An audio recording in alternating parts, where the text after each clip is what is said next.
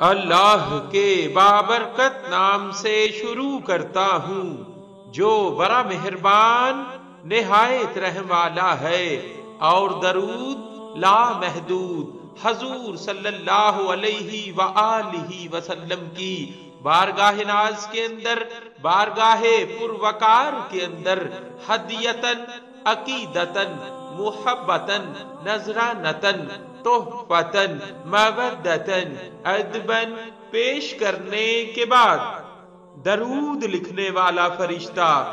ابن حبیرہ رحمت اللہ تعالی علیہ نے فرمایا، میں رسول اکرم شفیع اعظم صلی اللہ علیہ وآلہ وسلم پر درود پاک پڑھتا تھا۔ ایک دن میں آنکھیں بند کیے درود شریف پڑھ رہا تھا تو میں نے محسوس کیا کہ ایک لکھنے والا سیاہی کے ساتھ میرا درود شریف لکھ رہا ہے،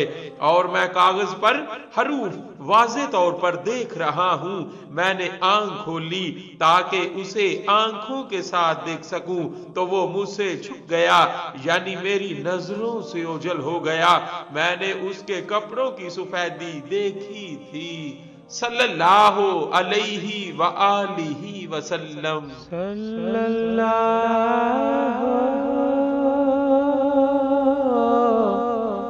علیہ